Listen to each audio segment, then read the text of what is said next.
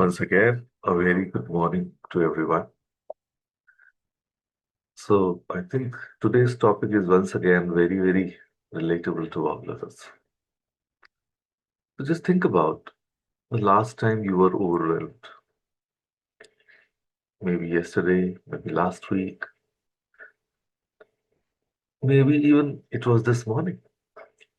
So, what did you tell yourself? Okay, let me guess. Oh, I need to be strong. I need to hold it together. I can't fall apart. You clenched your jaw, straightened your spine, and pushed through. Because that's what we have been taught, isn't it? That strength means being unbreakable. That resilience means never bending. And that the moment you soften, you'll shatter completely. But here's what no one tells you. The trees that survive the storm aren't the rigid ones, they are the ones that bend. The buildings that withstand earthquakes aren't the stiff ones, they are the ones designed to sway. The people who make it through life's challenges intact aren't the ones who refuse to break. They are the ones who learn to soften. So today, we are talking about something that might change everything, softening instead of breaking. See, we live in a culture that worships toughness. Be strong, don't cry, toughen up. What will people think if you fall apart? From childhood, we are trained to armor up, to push down our feelings, to present an invisible exterior to the world. And for Indian women, especially, there's an additional layer. You are the pillar of the family. Everyone depends on you. You can't afford to be weak. So we become like concrete, hard, unyielding, holding everything up. And everyone calls this strength. But here's what happens to concrete under enough pressure. It cracks. And when it cracks, it breaks completely. So resistance creates tension. So when you resist your emotions, when you rigidly hold yourself together, when you refuse to acknowledge what you're feeling, you're not actually stronger. You're just tighter. The pressure builds, the tension accumulates, and eventually something gives. And that's why you can handle 99 things with perfect composure, and then the 100th thing, something tiny, like spilled milk or a forgotten grocery item, makes you completely fall apart. And it's not about the milk, it's about the rigidity finally cracking under accumulated pressure.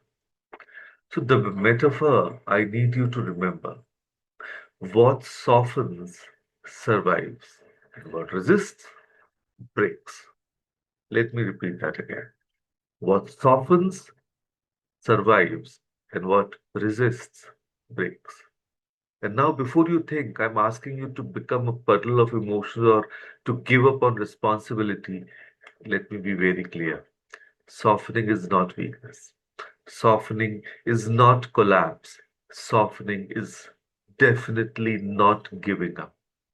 Softening is allowing emotions to move through you instead of building walls against them. Let me give you an example I'm sure everyone will understand. Your daughter comes home with a complaint about her friend. Again, for the fifth time this week.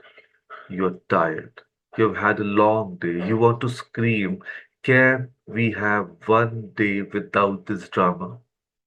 But you've been holding yourself together all day, being the capable, competent, unshakable mother. So you clench your jaw and say through gritted teeth, "Tell me what happened," while internally you are screaming. That's rigidity. You're resisting your own exhaustion, your own frustration, your own limits. And here's what something softening looks like. You hear her, you pause, You place a hand on your own chest, you take a breath, and you say gently to yourself first, I'm so tired right now. This is hard. You acknowledge it. You don't fight it. You soften into the truth of how you feel. And then, from that place of softness, you can turn to your daughter and say, I want to hear this. I'm really tired right now. Can we talk about it after I rest for 10 minutes? Or maybe you do listen, but without the internal war happening. Either way, you're not breaking. You are simply bending. As for the when you are at work, the project you have been leading for months just got criticized harshly. Your ego is bruised. Your competence feels questioned. Every instinct says, defend yourself, prove them wrong, don't show that this affected you. So rigidity says, this doesn't bother me, I'm fine. And then you take that tension home, snap at your family, can't sleep, and the hurt festers. For softening, it would say, this really hurts. I put a lot into this and I feel undervalued. You allow yourself to feel it. Maybe you share it with a trusted colleague or friend. You don't armor up against the hurt. You let it exist, feel it, and then let it move through you. So, softening allows emotions to pass. When you stop resisting them, they have to camp out in your body. But they don't have to camp out in your body, I would say. They can flow through and move on. So we have this completely backwards idea that strength means never breaking down, that resilience means being like steel, unchanging, unmovable, invulnerable. But strength is not rigidity, it's adaptability. Real strength is saying, I'm struggling, I'm still showing up. Real strength is allowing yourself to cry and then getting up the next morning. Real strength is admitting you're overwhelmed instead of pretending you're fine until you collapse. Think about the people in your life you actually admire, not the ones who pretend to be perfect, but the ones who are genuine. They're not invulnerable, they're not unbreakable.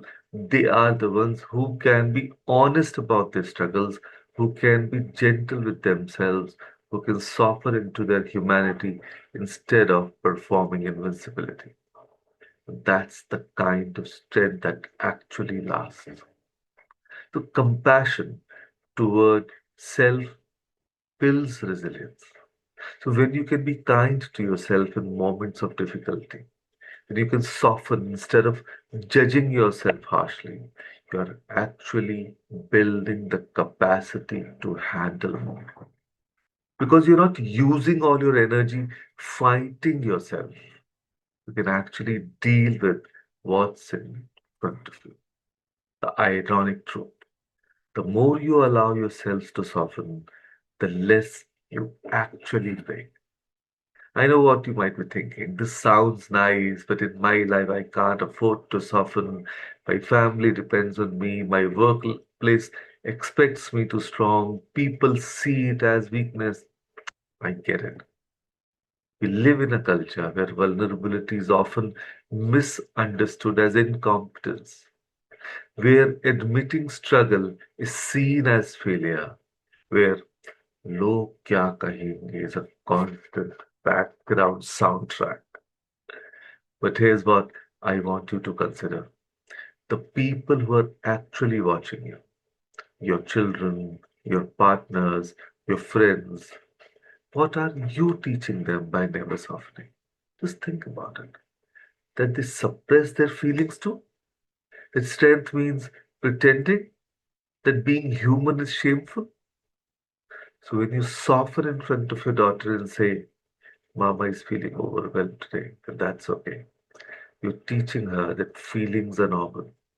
When you tell your son, I'm sad about this, and I'm going to take care of myself, you're teaching him emotional intelligence. When you admit to your partner, I'm not okay right now, and I need support. You're not being weak, you're being honest. And honesty is the foundation of real connection. And let me tell you, try telling this to your own self too. So very important. As we always say, self care is primary. So, softening isn't about falling apart in front of everyone. It's about being honest with yourself first. It's about dropping the internal warfare.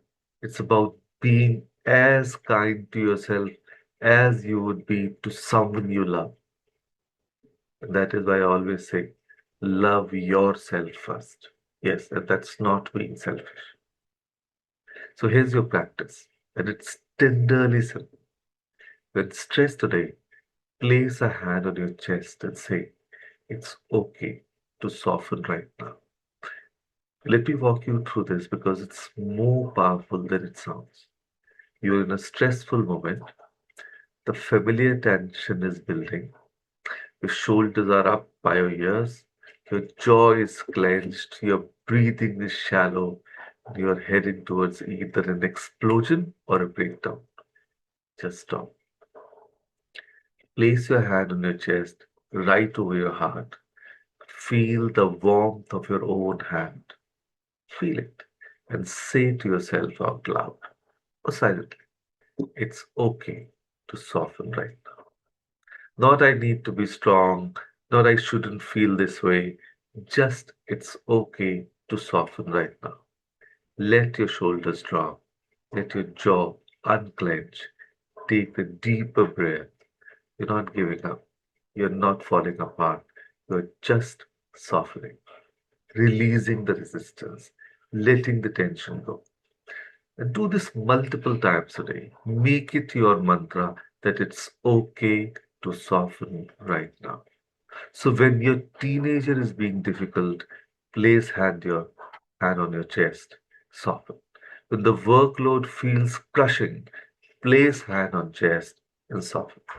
When you feel judged or criticized, place hand on chest, soften.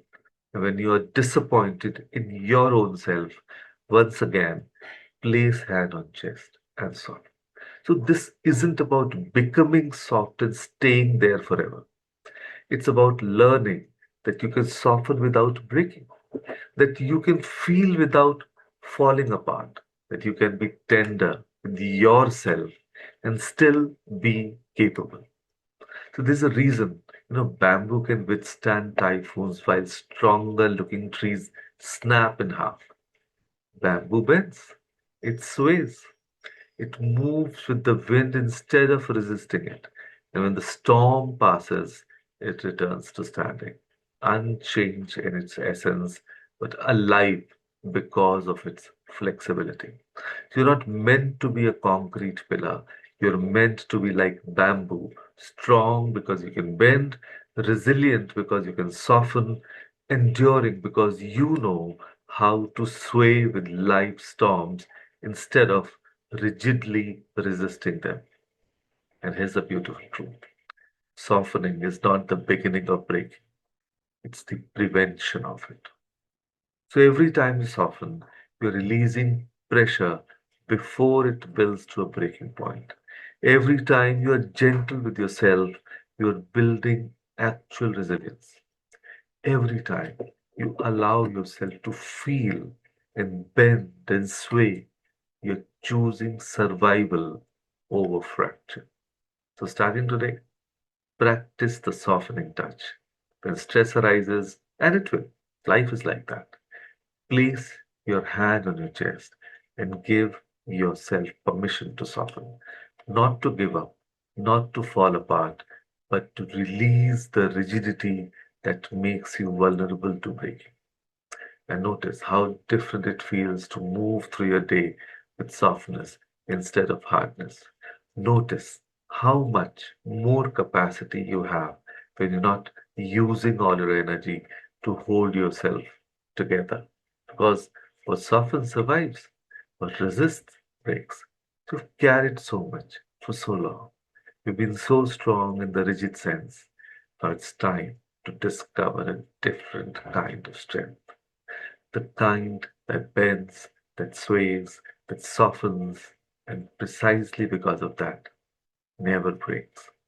Let's practice suffering. Let's honor our humanity. Let's build resilience not through hardness, but through the grace of flexibility. Let me tell you, it's okay to soften right now and now and whenever you need to. So, with that thought, thank you. Thank you, everyone, for joining us today. Thank you.